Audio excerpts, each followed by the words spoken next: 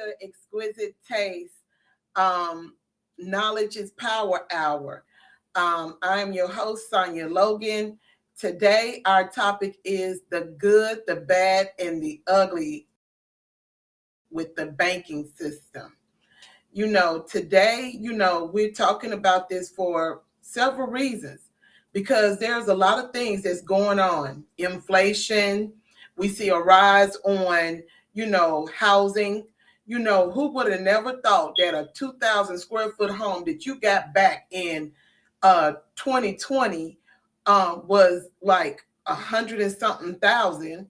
And now you're paying a half a million to $1 million for 2,000 square foot home. It's ridiculous, but it's the American way. We also talk about, like I said, and I think this is not just inflation, it's hyperinflation. We talk about the banking. Have y'all noticed anything about the banking? That like was it Wells Fargo was closed because of some issues. And then they had the one that was out in California for the geeks that do the crypto. They had a long line a couple of weeks ago. SVB, I think that's what they call it. SBB, yeah. And they had some problems with it. But and there's risk. Everything is a risk. Some people don't understand that. With banking, there are risks. When we were in slavery a long, long time ago when we got freed, they started a bank for Black people. Well, within that banking system, Black people were saving. They were doing the due diligence and everything. And this bank had over $1 million worth of monies that Black people put in it. But just like any other system, they had crooks in it. And this white guy was the one who was over it. He was overseeing everything and he stole the money. But did it stop us from re-putting money in the same place? They even put Frederick Douglass over it. Go look it up.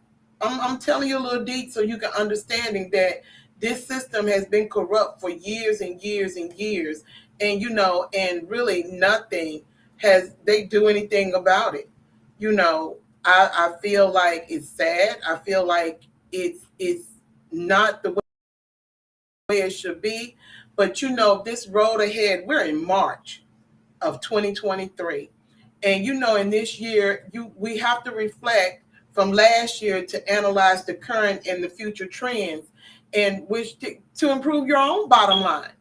Do you really actually know that of the highs and lows that we might be coming into another um, Great Depression? Maybe not. It's volatile out there with the different things that's going on with the markets, not just stocks. We're talking about the crypto market as well.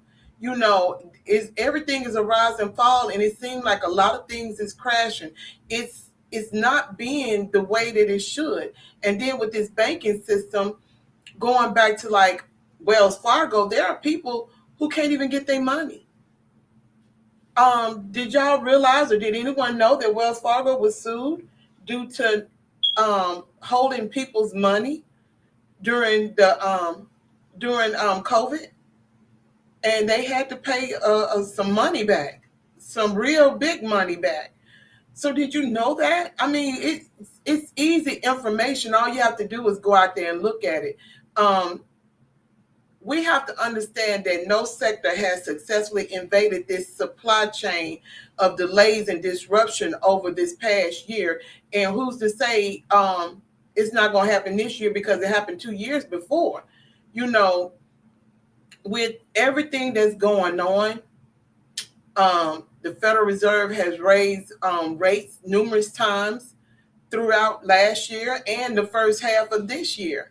The red hot job market isn't making the Fed's jobs any easier as the supply chain issues are a big concern.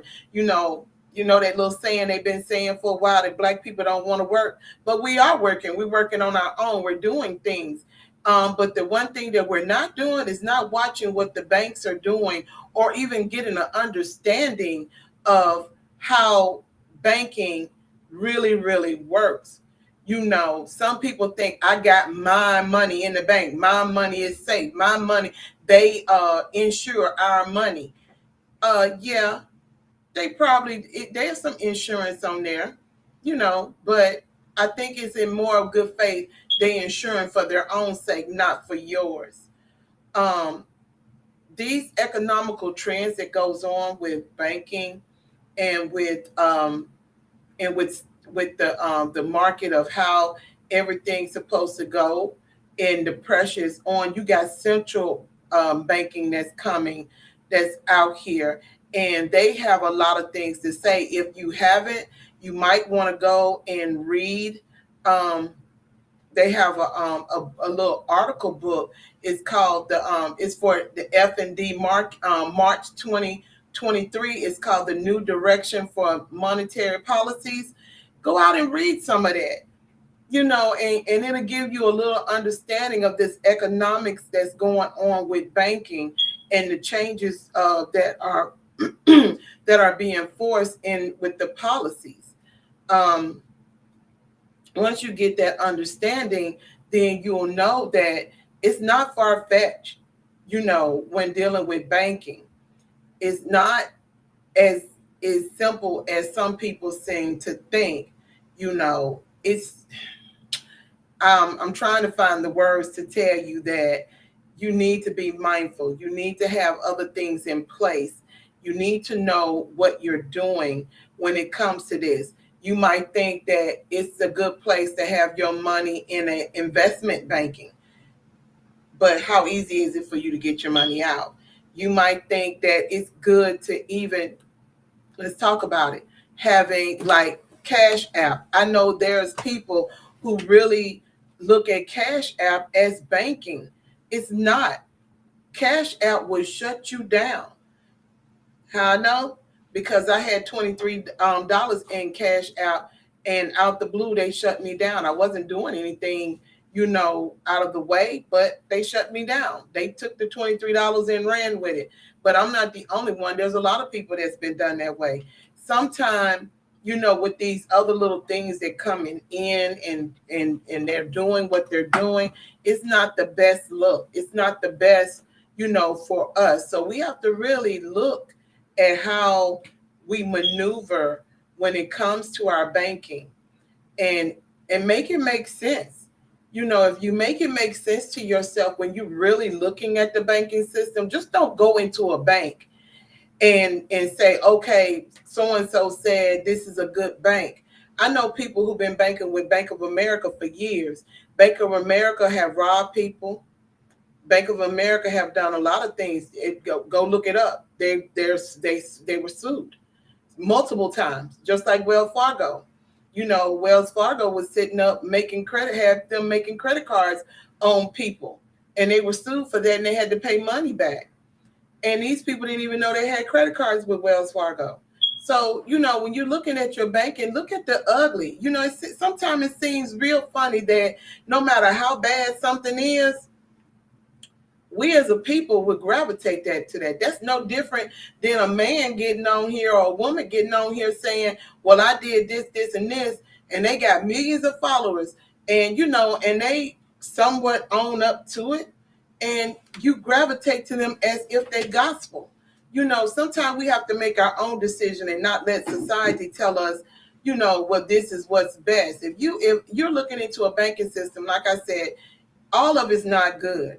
There are some good things to it. You learn how to bank, you learn how to save money, you learn how to do certain things. But is your money working for you?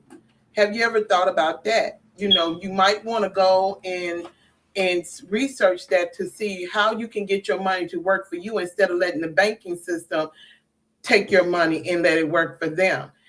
I'm telling you, your money just don't sit there. A lot of people should know that by now. Your money just don't sit there. Some places, like I said, it takes weeks to get your money because of red tape, especially if you got a lot sitting there in that bank. You have to really look at it from the perspective that it is, because it's not a good look. Some people think it is, but I'm telling you it's not. You need to you really need to go in and see the difference of everything that goes on in this world, to understand that, there are some problems. Look at the central banking of with crypto. They got some problems now. Did we think that it was going to collapse in the way that it did with the prices? Um, did we think that greed would take over, with the fears that happen and the panicking, and people just, I call it the emotional thing, when you take your money because you see something and you're not willing to sit and wait or whatever, but you grab it. And a lot of people does that, because you got people that'll go in, they'll put their money in, they take it out, and because of certain scales that goes on with that. That's not my forte, but I do know that right now they're having a lot of problems over there. The sabotage of the central banking, and they're having problems. So when you think about it, when it's tightened, it's been tight for a while, and you think about it, what's the end of all of this? What's going to happen? Is the coin going to be stable? Is it going to stable up? We don't know. Well, I don't know. I really don't. I don't know. I don't know what might happen. Um, and if you are on here, um, follow, like, and share. Sharing is caring. Share this with everyone. Get them to come in and like Exquisite Taste, Travel and More, or the Exquisite Taste Travel Network. Um, there's several of my pages that's out there. So just follow, like, and share for more information, and just keep tuning in. And up at the top, as you can see, this is someone that I'm sponsoring. It's called KTB KTB Enterprise. Um, I suggest that you click on this little Q code up here at the top. If you click on the Q code at the top, it'll take you to their website, and I promise you, it's worth it. These people are the concierge of colognes and perfume. They have makeup. If you're a MAC girl, go out there. They got it. Almost anything and everything, it's on the website. Just go on there and you'll see. The colognes are amazing. So go out, look at it, check them out. They are on the website. So like I said, that Q code will be up. The Q code will be up for the rest of the duration of this show. And I had someone in the chat said, OF said exactly. Now you have chose your bank like you would have chose a outfit or a pair of workout dress shoe. And that is true. I don't understand that. When you're choosing banking and stuff. And I'm gonna tell you something. I've done that, but it wasn't basically like that. It was based off of hearsay. My first bank was Bank of America, and I had so many problems with them. I remember when, and I don't even deal with PayPal, because $1,000 was taken out of my bank account, right when I got ready to have my child, and I had to fight tooth and nail to get it back. But it was through the Bank of America, act like it wasn't anything, and I'm like, why would I buy $1,000 worth of uh, pumpkin spice? I think it was pumpkin spice. It was something weird, or hazelnut coffee from Starbucks. Why would I do that? That's not me. So, you have to entrust. And after 4 times of having issues with them, my money being froze and I couldn't get my money when I wanted it, I had to let them go. And I know Bank of America is one of the banks that some of my family members still probably have them today. You have to do your research about your banking. I've been with Capital One for a while, and this is not a sponsor. I'm just telling you what works for me. I have yet to have a problem with them because I did my research. I also have another account with like Navy Federal. I don't have a problem with them. I'm very meticulous about what I have and how I do things based, because back in the day I wasn't. And I have this little card that I share with my sisters and stuff sometimes. But you have to understand something when it comes to banking. It's not as easy as you think it is. If you understand what goes on behind the scenes when it comes to banking, then you will be able to understand what you need to do for your own personal banking. You know, a lot of people, what was it that my brother was telling me with crypto and stuff? You don't have to have your money sitting there. They have this little traveling thing um, that you carry a ledger that you put that it's coded down and everything. But this is sometimes, I guess, the new way of having your money and putting your money somewhere secure. It's all up to how you present things when you with your money. A ledger is one way. you know um I'm trying to figure out other ways, like with my money that I get from my job. Is it safe to stay in the bank with all this thing going on? Like I said, Wells Fargo had a freeze. There was another bank that had one. Bank of America had one, and it was kind of like on a hush hush if you hadn't heard, but Google it, it's on there. And you have to know that this is not what's supposed to work for you. It's not what's supposed to work for you. You shouldn't have to have things tied up to in a crisis when you got to get Pampers for little JoJo, and you just got paid on Friday and you trying to go do something on a Saturday and you can't do it. You can't put all your eggs in one batch. You have to have it, your finances where you can put it in different places so you'll have something when the time needs when you need it, when that need is there. So I do believe if anybody else has questions, you are welcome to put those questions out there. um when with crypto doing this revolution thing that they're doing right now, um and this stable coin, and it comes in new variants. This is me. The federal government is getting their hands put in this so calledly. And so I feel like with all this, that ruckus that's going on, it's just about time for them to get their coins and things out in order so they can monopolize like they do everything else. Um, what are your thoughts? Do you think that is still safe? Do you still think that in this time that of what we live in, do you feel like it's safe? Do you really feel like your banking system is safe? I'm I'm a little worried, a little, with the things that that's being said over the air. You can go on YouTube. There's a lot of commentary out there, the difference about what's going on in the banking system. And a lot of these people are really, really, really worried. I don't want us to, and don't take it from me. Just like I said, Google to the people who that does this, because this is not just education, it's entertainment purposes as well. So, my views are just my views.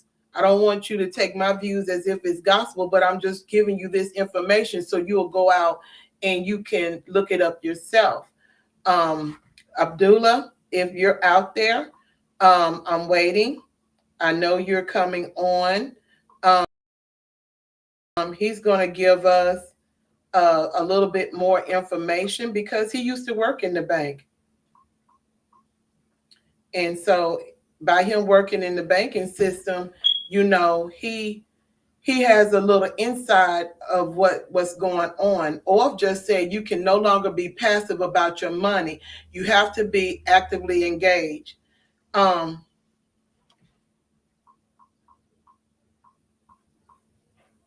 he said you have to be actively engaged, and that is correct. You can't be passive about your money. So even with that even being said, learn more, you do more. So That's my take on it. And again, now we have Dula on, and like I said, he's going to give you the good, the bad, and the ugly about banking. I gave you my little 2 cents about what little bit I know. So Dula, it's in your hands. Okay. Thank you. Welcome everybody, and thank you guys for being here with us. Um, the good, the bad, and the ugly of banking. Is there a specific topic, like a starting point, you want me to start on, or Or just said, look at how your rates compare to other banks. That's true too. You can start at where you can start with your thoughts my on it. thoughts on banking in general? Um, Yes. to piggyback off of the topic of interest rates, yes, every bank has different interest rates, but you will typically find better interest rates with credit unions versus actual banks, which a credit union is still a bank, but it's for the people by the people, in which they are able to essentially give you better interest rates, just due to the fact that they don't have as many brick and mortar locations, they don't have nearly as many employees, and the funds are actually traded differently. With let's just talk about actual mainstream banks like Chase, J.P. Morgan Chase, Bank of America, Wells Fargo. They have a what you would call a 9 to 10 percentage ratio, where let's say you deposit $100 into that account, they do not hold that $100. A lot of people don't necessarily know, unless you've taken the time to read the fine print when you actually open up an account at a bank. They're not held in liability when taking your money. That money is essentially their money. The moment you put the money into the account, it becomes the bank's money, and the bank can actually take that money and divvy it up as they see fit. They can loan it out, they can trade it, whatever the case may be, and that's just one of the ways that a bank makes income, opposed from just different fees and so forth. So if you put $100 in a bank account, um, the rule of law is a bank can take $90 of that 100 and then loan it out to someone else. Every dollar that you make is somebody else's debt. There is no free liquidity in fiat, which is dollar bills, anymore.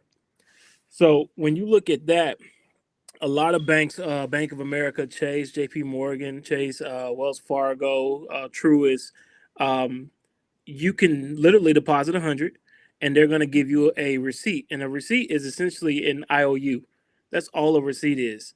That is how they are putting it on the books. If you look at your actual statements, it would actually show that within the statements. um, and that's typically what it is, where I think more so credit unions are not over leveraging themselves as much. When you do banking with a credit union, they're not necessarily over leveraging themselves and having all of these different products. I think a lot of people, so when you look at a bank, you should be a little bit more concerned at the type of products that they offer you as consumers, and how many different products they're offering you, because if they're able to offer that many um, products opposed to the select few. If you look at how many products a credit union offers, like as far as credit cards, mortgages, auto loans, and how many different versions of that actual product there are, that should tell you how they're actually spending your money. And that's something to be very careful of. So whenever I'm looking at a bank, I'm looking at the type of products that they offer, how many different products they're offering, and of course the interest rates of return. But as average people, we don't typically look at that and even begin to dive deep into how they're leveraging our money to make money for themselves. We're just simply getting our paycheck deposited into the account, and we're looking for it to clear as fast as possible. A lot of people don't even recognize that your money typically doesn't clear for 2 to 3 business days, so it's not instantly. It's not on demand, and that's one of the biggest issues that we're dealing with today, which is liquidity. Um, so, I mean, the big news right now is Silicon Valley Bank, and then the other two banks, Signature Bank, and I can't remember the third one, but there was another bank over the weekend. They all failed and collapsed, and that was because those banks over leveraged their funds. Um, uh, Was it Wells Fargo? No, Wells Fargo didn't collapse, but they over leveraged their funds, and they did do a bail in, not a bail in, but a bank run as well. Um, and they are doing bail ins where they're holding the actual funds from many different people's accounts and using that to pay off their debts. Um, and so that's what's happening in real time right now. So you know, pay attention to that and dive deep into what the FDIC is saying, and dive deep into what these banks are doing, and look at how they're actually leveraging and over leveraging your money. So perfect example, we'll use Silicon Valley Bank for example. Um, Silicon Valley Bank is scary, and I don't think a lot of people recognize how scary this situation really is. Because one, you're possibly not over in California, and then two, you're still able to get your money and go about your day to day. But that has a domino effect. Silicon Valley has a domino effect that's going to be felt across the nation, and I believe it's going to essentially cause something massive that we can't even imagine. And I don't mean to be scary or be doom and gloom, but it's the truth. If you look at Silicon Valley Bank holds the tech sector of the United States. Every major company that we all do business with, from Apple to Tesla to Microsoft to Google, works in banks in Silicon Valley. So you got to think, how much exposure did these companies have to Silicon Valley Bank? So let's just use Apple for example. If Apple had $200 million, let's use that $200 million inside of Silicon Valley Bank. The FDIC only insures $250,000 of that money per account. So let's just say they had $200 million in 5 accounts, split up between 5 accounts. They're only going to get a bond certificate of 250,000 per 5 accounts. That doesn't equate to the $200 million that was lost. What is the first thing that a company does to recoup fees or losses within the company? The first thing they do is to fire employees. So you're going to have major job layoffs. Okay, so you got major job layoffs with high inflation. The actual income is not increasing whatsoever, and you got these banks failing, and these major companies losing major amount of money. um, that's going to ripple effect and cause fear and panic within the population. First of all, where you have all of these different peoples, and I don't know how many of you all took the time to actually look up the bank runs and what an actual bank run looks like. But that's when everybody is in a panic and is running to the bank trying to withdraw their money. And and if you're trying to Right. withdraw your money and the bank doesn't have your money, then what happens next, right? I don't know who in here has ever tried to withdraw. Let's just say we deposited 15,000. We got a $15,000 wire into our bank account. We sold a car. We got a $15,000 wire into the account, and we wanted to go and withdraw that money the next day, or even let's just say 3 days. Let's let it clear. So we go to the bank and we try to withdraw the money. I've worked for Bank of America. I've worked for Truist, and I worked for SunTrust before it merged with BB&T and Truist. I have over 8 years of banking experience. I managed a Truist and I managed the Bank of America. I can't tell you how many times we've had clients with massive amounts of money in their bank account come and try to withdraw money and was told no. So let's just say you went to the bank and you tried to withdraw your 15,000, and the bank is having a liquidity issue, which 9 times out of 10 every bank is. And they tell you no, you got to call and you got to order that money. There is not a chance that you're going to walk into any regular bank that you see on the street and try to withdraw $15,000 right off the back, and they're going to essentially give it to you. It's not going to happen. They're going to tell you to call in, order it, and we'll schedule a date for you to come pick it up. Okay, that is what happens. A lot of banks, I can tell you from personal experience, we will order no more than $240,000 per day. $240,000 per day to manage and handle every customer that walked in that door. And if you're in a high profile area where there's massive withdrawals on a regular basis, you're not gonna serve everybody. Everybody's some people are gonna be turned away. Some people are gonna be told to call ahead and order that money. And that's what we're having. We're having a liquidity issue with these banks, um, which is gonna cause a collapse. Let me ask you something right quick. There's a lady named Sanitra Wayne that's Mhm. on here. She has a question. She said, I have a credit score over 800 and my credit union will not lower my interest rate on my credit card at 12%. She want to know if you could tell her why.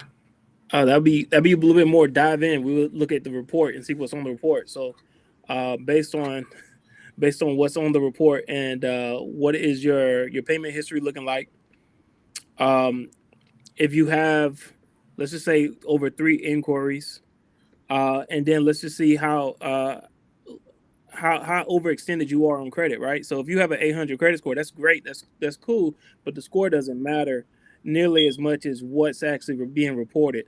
So if you, let's just say you only had that one positive account on there and nothing else, and you're overextended on that credit, but you've paid your bill on time every month, they'll still tell you no until you've lowered that debt down.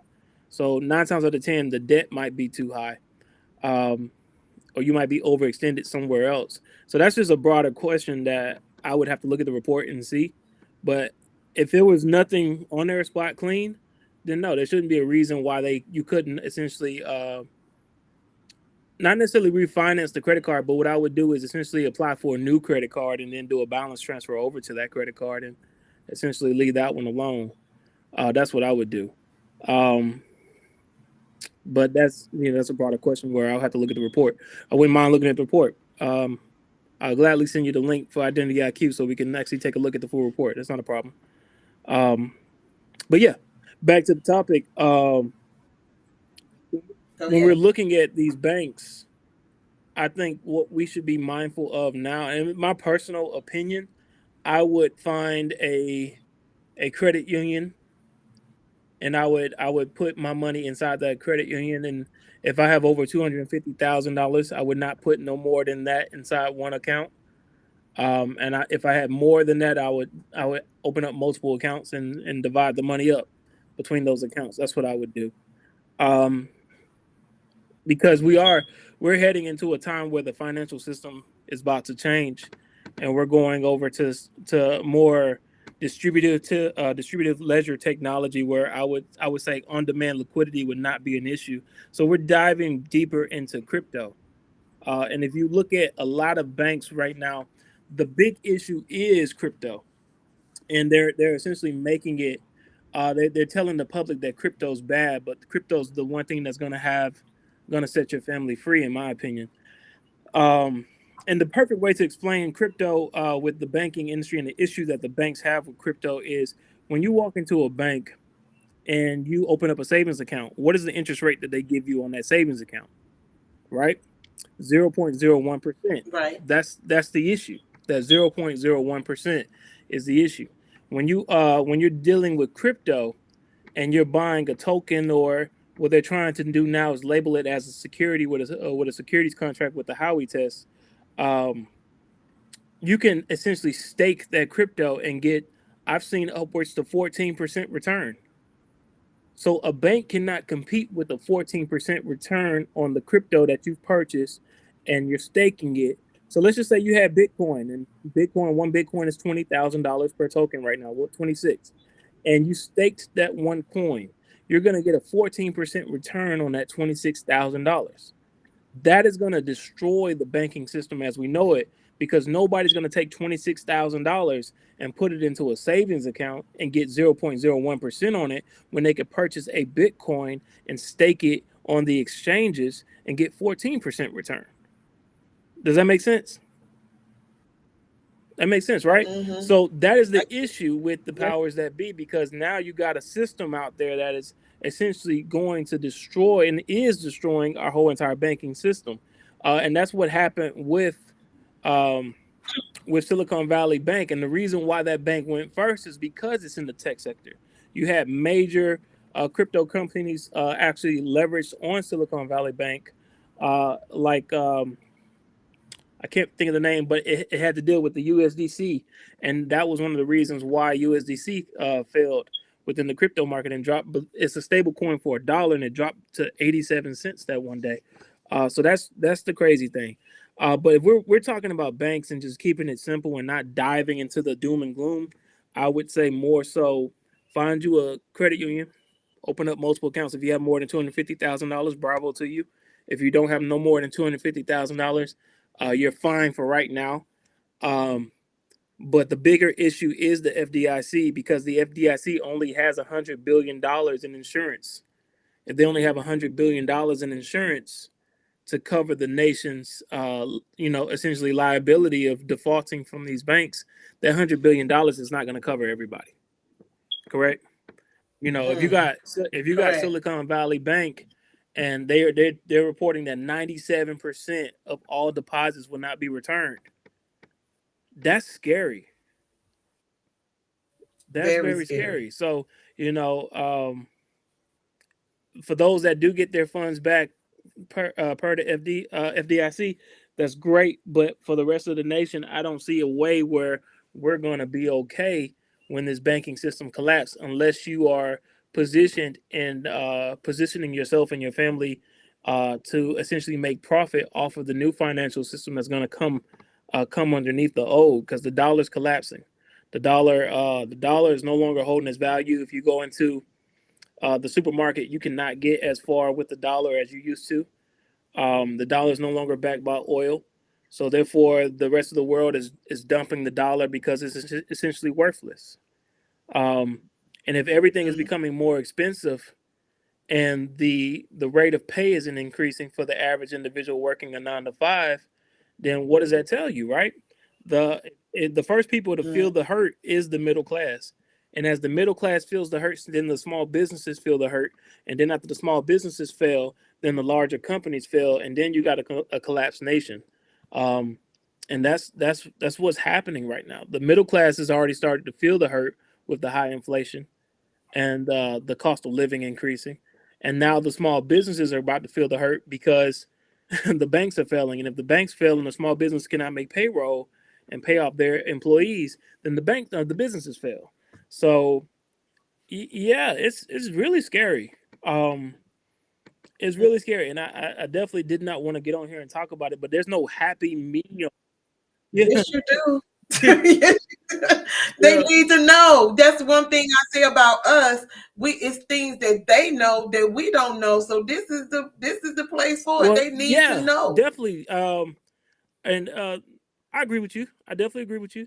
Um, Mhm. but the real question becomes, okay, it's bad. What do we do, right? Uh, and Exactly. the real thing is to hold as much liquid cash as you can. Liquid cash. In my This is my own personal opinion. The more liquid cash you have on hand, the more you can invest in other assets such as gold and such as silver. Those are the things that are never going to fail. Which everybody should be investing in gold and silver, in my opinion. And then investing in what you would call ISO 2022. Um, I would And what's I that? would Google. Everybody should take the time to Google ISO 2022, which those are the foundation cryptocurrencies that all the banks are using as the foundation. And this is something that I learned today, which is really cool. It's bad, but it's cool. They brought up the top 5 banks within the nation, and essentially start speaking about how over leveraged each bank was and what it looks like for each bank to fail. And the 3 banks that we think would be the worst actually were the ones that weren't over leveraged, which was Chase, Wells Mm, Fargo, and Bank of America.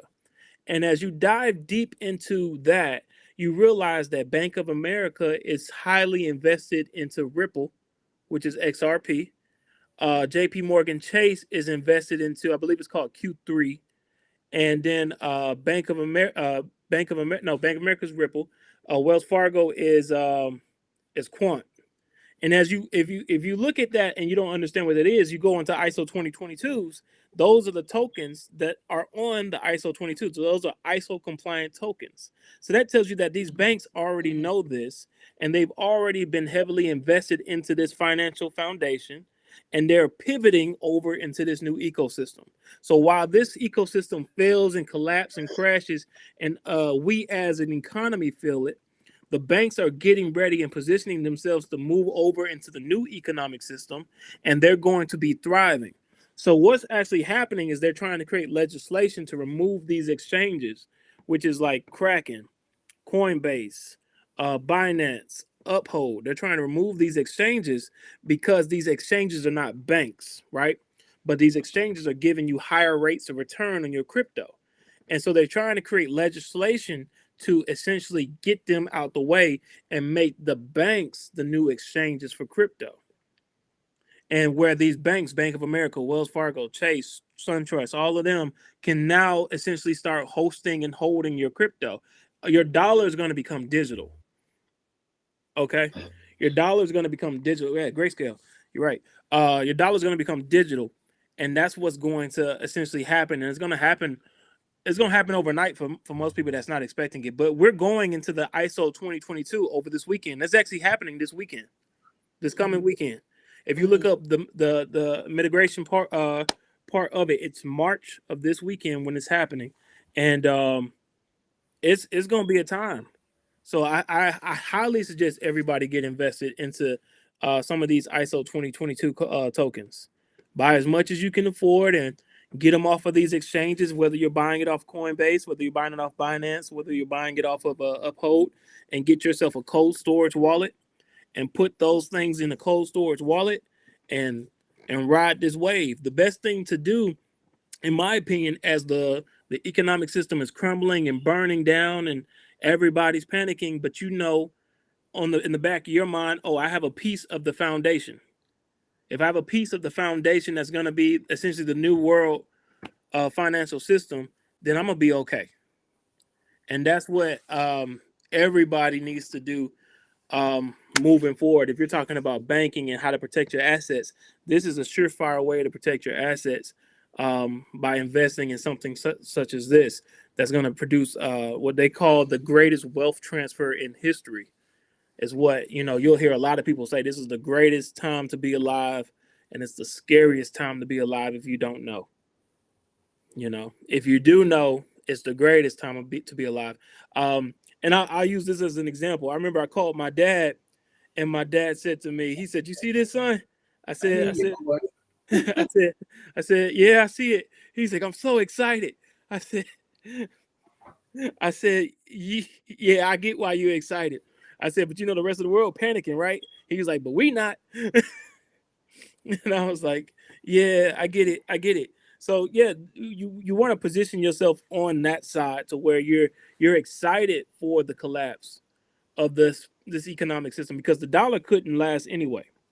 The dollar was always somebody else's debt. Our debt is too high to where we can even afford to pay it anymore.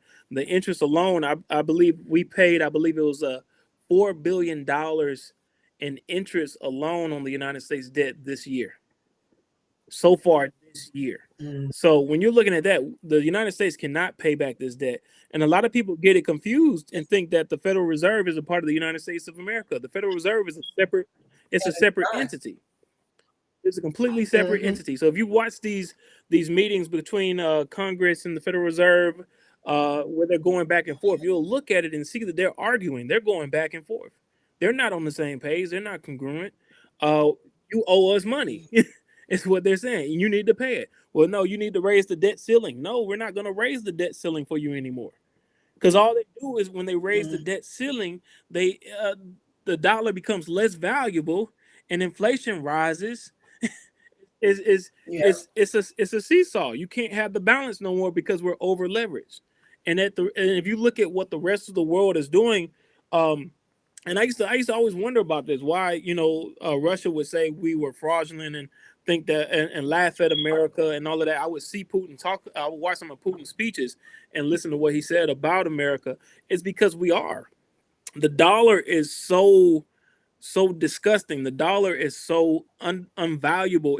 It's a debt currency that holds no meaning. It holds no.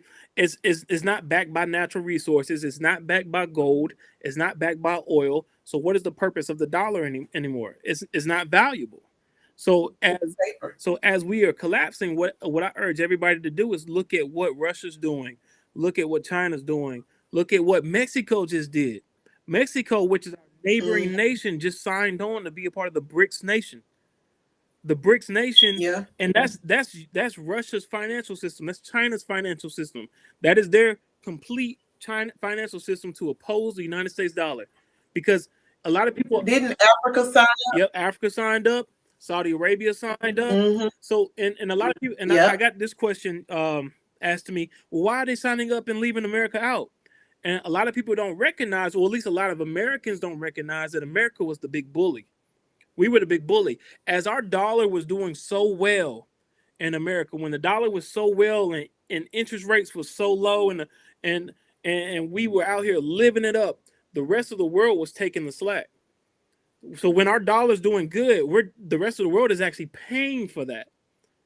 Africa's paying for Mm-hmm. that. Russia's paying for it in oil. Everybody's paying for that, and their economy's suffering while our economy is doing well. And that's only because at the time our dollar was backed by oil. So as they purchased oil, which every nation needed oil, they had to purchase it in U.S. dollars. They couldn't purchase it in the yen. They couldn't purchase it in their currency. They had to purchase it in U.S. dollars, which made our dollar valuable. But for them, it hurt and crippled their economy. And so a lot of Americans didn't recognize that. Of course, I didn't at the time. We're just looking at it as a dollar's great. But as you see, when push comes to shove and it's no longer backed by anything, the dollar's not worth nearly as much. Really is not. And if you look at how the housing system is going, you have people that are 35, 40 years old moving back home because of the Mhm. affordability. They Well, can't afford. They have to well, move you back saw this. I home. saw this years ago when there was a really nice apartment I had. It was $900 a month. I remember that. That same apartment, that same apartment now is $2,000, one bedroom. That's Yeah. just the renting. But you look at the house right now is the worst time in the world to go and get a mortgage. It is the worst time in the world to go get a It mortgage. It is the best time in the world to have is. liquid cash if you have liquid cash on hand because we're about to have a collapse. A lot of people don't recognize it. I'm telling everybody we're about to have a collapse like you've never seen before. It's gonna be so horrific. Um, if and here's a way that you can really look at it. Look at the car market.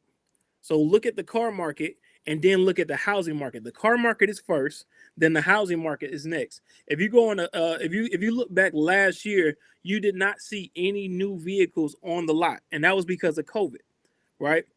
You didn't see any new vehicles on the lot. You go now and look at the car market. Go to a car dealership, you'll see hundreds of new vehicles, hundreds. But these new vehicles have a $15,000 price increase on them. Okay, Mm-hmm. so if you had a 3% interest rate and the car was $30,000 back in the day, you were paying 500 and I think $530 a month or something for that same car. You can go buy that car today, have the same interest rate, and it'd be $15,000 more. You're paying almost $800 for that same car. It Right. does is that's what's happening. So if you're not on a fixed interest rate or fixed mortgage with your home, then you're about to be in trouble. Balloon payments ain't nothing to play Yeah. with you. So you're going to have a lot of individuals that are losing their homes, and which is going to be very unfortunate. And for those that have liquid cash on hand and can afford to do it, you're going to be able to buy assets at a very, very, very big discount. And that's why I say have liquid Mm-hmm. cash on hand to where you can go and do that when the time comes. Um, But other than that, that's the only thing we could do is ride the wave. So all I'm doing is sitting back. I digest it. I watch what I watch. I read what I read as far as information, and I'm just waiting on the whole entire swift. The whole entire shift. Once the whole economy catches on and the banking system is already switched over and they're hitting us with these CBDCs, these central bank digital currencies, and they're telling us this is the way that we're going to be living life now with these new currencies. Well, if you have some foundation on it and they're running on the ledger that you bought into, then you're going to be a-okay. But if you did not invest in it when people were telling you to invest in it and you're on the sidelines watching it, I don't know what that looks like. And that's the scary thing. I think that's the biggest issue for a lot of people because when you have a digital currency, you can control the digital currency. You can manipulate it. Right. Um, and that's Mm-hmm. that's the big issue. But I mean, you can go online right now and look at the different pilots of central bank digital currencies that are happening around the world and what's happening with these different pilots and how the people are reacting to these pilots. But why would they do a pilot if it's not going to happen? You understand? I'm only going to do do a test run of Mm-hmm. something that's going to happen. you know. Mm-hmm. So they're testing it in other nations. And central banks are working congruently. It's not no America versus Russia. No, all central banks are working congruently to test this new pilot because we got to have money that can transfer from the dollar to the yen or from the yen to the pound and whatnot. So they all have to work, and it has to be on demand liquidity. On demand liquidity is going to be the one thing that changes our debt, essentially not wipe our debt away, but essentially helps us manage our debt and get back on track, because that's what's about to happen. So, Orff said back here, he stated that get rid of the banks, no need for the Fed. I agree with him 100%. There is no need for the Fed, but the Fed won't go away because we owe the Fed. We Right. owe them. Uh, He also, he also stated crypto isn't going anywhere. Government has a new tax revenue stream. Absolutely, and which is why the SEC is filing all of these different lawsuits against these major companies such as Ripple, such as Kraken, such as Coinbase. They're trying to get their hands into something that they really don't have the authority to get their hands into because it's not a security. In my personal opinion, it's not a security, but I'm not the person that's going to make that judgment. I believe that's Judge Torres. Um, but in my honest opinion, yeah, they're trying to get their hands into it to where they can have some taxing authority. I mean, if you look right now, Biden just tried to issue a document for taxing. I believe it's 40% on the 40% tax on the energy used to burn Bitcoin. Like 40% Okay. tax on energy that was used to burn Bitcoin. In my opinion, Bitcoin is worthless anyway. It has no utility. So, and that's why I say it's worthless. It has no utility. There's other cryptocurrencies that do what it does at a much cheaper rate, but nonetheless, they're going to try to tax that. You know. He said capital gains Yep, 40%. yep. He raising capital gains tax. Yes, he is. So, yeah, look at what they're doing. Pay attention to what they're doing and why they're doing it, and connect the pieces. Sunita said our treasury, our bonds safe for No, now. I've been telling my mother to get her bonds out of the bank as soon as possible. I tell her that every time I talk to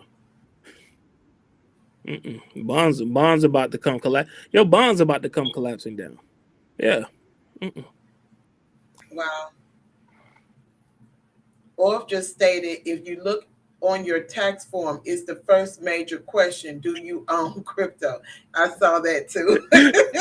What did you say? Did Yeah. you say yes? Mine's in a cold storage wallet, man. So I don't know what they talking about. you can you can't connect the Mhm. dots to me. So Wow. Sunita also had asked, do you offer services that can guide someone in investing in the crypto currency or token purchase? If if do, what is your contact information or referral to someone who can? absolutely, it's that's very very what I suggest we do, and I don't mind doing it, Miss Sonia. We could hold a class on that, Mm-hmm. where we could walk through and share screen and do that to where everybody can get the bird's eye view of how to do it. It's not hard to do. Um, Mm-hmm. I suggest everybody go and buy a cold storage wallet. Get prepared. If you need a link for a cold storage wallet, I think I have a link I could send to Miss Sonia and she could post it. Um, Mm-hmm. I believe they're giving like $10 off for one right now, which is cool. But everybody needs to have it. Have that thing because that's going to essentially secure your investment. And the reason why, let me explain the cold storage wallet. So if I go and buy some, let's say I go buy some XRP on Uphold, and the government tries to shut Uphold down. The government says they're operating as a bank and they don't have the documentations to be a bank. Which is, if you look at Kraken, we use Kraken for an example. Kraken just applied to become a bank, and they're an exchange. They're an Okay. exchange to where you could buy cryptocurrency. They just applied to become a bank. So that tells you Mm-hmm. what's happening. Um, but let's just use Uphold for an example. Uphold doesn't have the documentation to be a bank. The government comes in and tries to shut Uphold down. And let's say I bought $1,000 worth of XRP and it's sitting on Uphold. The day Uphold goes offline is the day I lose my XRP. if I did not move it Okay. to my cold storage wallet. They have that saying, Mm-hmm. not your keys, not your crypto. So make sure that you got your Right. cold storage wallet and you move it over into that cold storage wallet and then throw it in a safe somewhere in the house and you're perfectly fine. I think that would be a great collab for you and Orf to do the class because next week Orf will be coming on, y'all. He's my also expert that deals with stocks and crypto. He's been doing it, I want to say, since he came out the Nice. womb because he's very good at it. So he'll be on next week and I'll see about the class. If anyone is interested, comment comment, let us know that you're interested in the class, and I can get them in because both of these young men are very knowledgeable. You know, I stand behind both of them. They're very knowledgeable. They know what they're talking about, and so yeah, you know, I brought Dula on for a reason because you got to understand banking. You got to understand what's coming up and what's coming next, and then what to Hmm. do. You know, Alois asked the question. I'm glad you said something. I'm sorry, Alois. Alois asked the question, how do you handle overdraft when someone takes your money without you knowing out of your account? I file a fraud claim with the bank. Your a lot of people think that's a lot of people think that's what do you call it? You're not holding yourself to a higher standard, or you're not being essentially honest. But the FDIC has an insurance policy on all banks banking accounts. You're insured by your money. So every time something has ever happened to me with my account that I did not give consent to, I call the bank Mm-hmm, in there and I say, I want to put a fraud claim in. Well, do you know who did it? I'm gonna mm-hmm, be honest with you guys. I'll be honest with y'all right here on live. I say no to every question. Do you know who did it? No. Even if I do, no. Do you know how this could have happened? I have no clue. Even if I think it was mm-hmm, somebody I know, I have no clue. I'm not giving you no information. I'm just putting in a fraud claim. All right, how much is it? What is it? $36 or $50 or whatever the case may be. All right, your money be back in your account within two business days. That's what I've done. I've always done it. I've done that even when I worked at the bank because I understood that my bank account was insured by the FDIC. Um, and I didn't work hard for my money for somebody else to take it. So if they took my money without my consent, or something happened to where, maybe I shouldn't say that, but something happened to where I forgot a bill was gonna come out and I didn't want that bill to come out, yeah, nah, give my money back. So yeah, you can call the bank and put in a fraud claim just as easy, um, and watch what they do. I I never forget. I had a godfather. I call him Mr. Weber. His name is Mr. Weber, but I called him my godfather. He told me the banks work for you, and I was 18 at the time. He right. said, "Remember, the banks work for you. I don't care if you have $1 in your account. The banks work for you." And I was telling him about an overdraft fee I had got at the time. And now you can imagine this 18-year-old kid talking to this millionaire. He stayed over in the Marietta Country Clubs. He had two houses inside the country club. I'll never forget it. I remember he told me to come to the country club. I went to his house, and he said, "I'm not at that house. I'm at the other house down the street." And he was like, "Get in the golf cart." I left it at the house, drive down to the other one. The door is open. I was like, "You got two houses in the same?" He was like, "Yeah, one from when my family come down." I was like, "Oh, that's very rich. That's rich people stuff." Um, Or I've also said find a bank that has yeah. overdraft fees. He also said due diligence in choosing your bank and knowing the rules that benefit you. To Alois, piggyback off of that, all banks have to follow the FDIC rules. So every bank that's doing that has that rule. mm-hmm. Alois said she tried and it did not work. My Okay, thing about that gets back to my story. less He is he best. he told me to call the bank and request what I wanted. And if someone told you no, hang up and do it again. And I remember I did it right there in front of them. I did it first time, somebody told me no. Second time, somebody told me no. The third time, I got exactly what I wanted. Mm-hmm. So don't take no for an answer. They work for you. Yeah, So if you did it and they told you no, call again. Watch what happened. And if they tell you no, call again. Watch what happened. yeah, I less promise is you. best. You know, just like he was saying, he gives the word no. Let them figure it out. That's Right. what you. That's your money is in there, so let them figure it out. Yep, they took your money and they Don't back. do their job. Exactly. You don't have to tell them everything. So, anyone Hmm. else have any questions? Like I said, KB, this is my sponsorship for KTB Enterprise Unlimited. Hit the Q code. Like I said, this company is impeccable. They have the exquisite taste stamp on them. They are the concierge of perfumes and colognes. If you want it, they can get it. Just let them know. Hmm. That's all you have to do. So go up there. The Q code will take you directly to their website.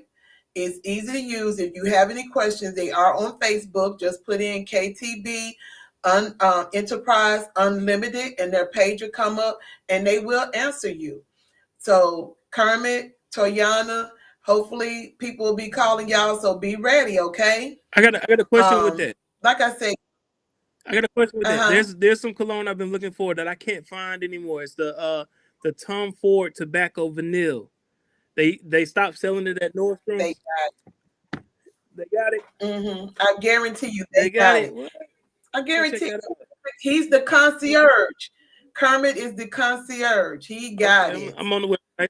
I'm saying he got it. If he don't, he better go on and get it. But he used when I tell you he has a great collection of Okay, colognes.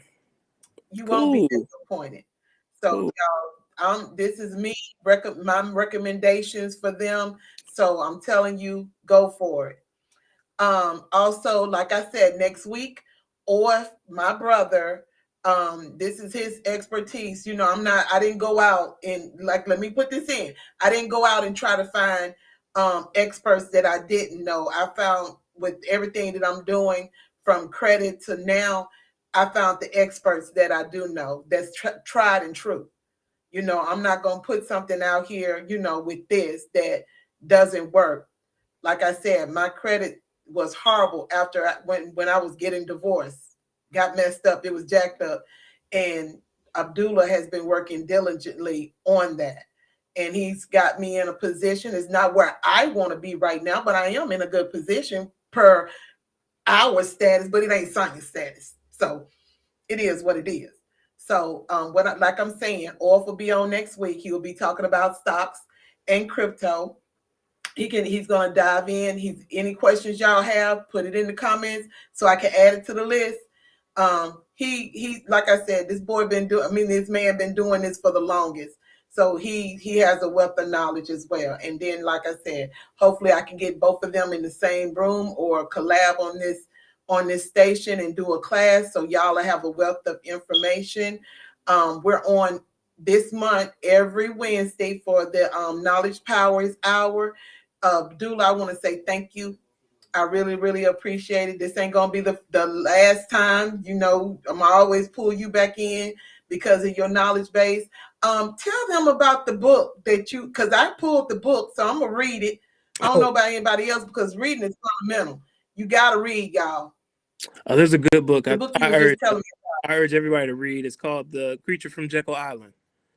Um, it's essentially about. I don't want to give it away, but everybody should do their due diligence. Pick that book up or go to Audibles and listen to it audio.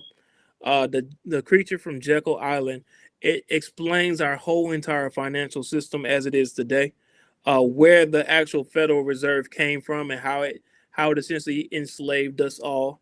Um, and it's a good read. It's an eye opener. It'll make you look at finances completely different than the way you do now.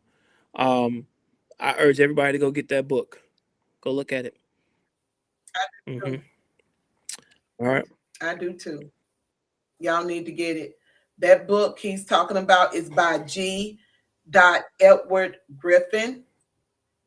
Again, the author is G. Edward Hmm. Griffin. Hmm. Book. And hey, Letitia, if you're just tuning in, you can always put replay in the comment, and this will be replayed. So you will have this.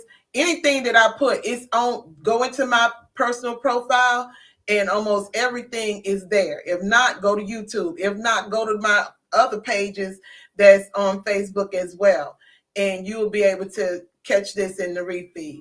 Like I said, on Wednesdays, we here at 7 p.m. This month is financially free in 23. And this is just some of the deets that we're giving right now. And we're going to continue this throughout the whole year. So catch us, catch up. We We got it. got it. After my brother comes on for stocks, and we're going to be going into the housing part. We're going to be talking about financing there. We're going to talk about, we're going to have some real estate people on. We're going to have some people that deal with mortgages. There's grant money out there that where if you're having problems with closing costs and everything. I personally, just like Dula said, and I'm glad somebody else said it because I've been saying it since just last year to now. This is not the market to be buying a house. It's not a buyer's market. So think Hmm. about it. Don't be in a rush. Wait a minute. Just give yourself a chance. You waited all this time. It ain't gonna hurt you to wait a little longer. So just do that and get some of these deets that we're gonna be And putting down for financial I would in also I would 23. also Go say ahead, to Duke. pay attention to what these major banks and conglomerates are doing. J.P. Morgan Chase just bought $1 billion worth of rental properties. So if you got a bank buying $1 billion worth of rental properties, what does that tell you is about to happen? Um, And you said Wells Fargo did that? no, J.P. Morgan Chase.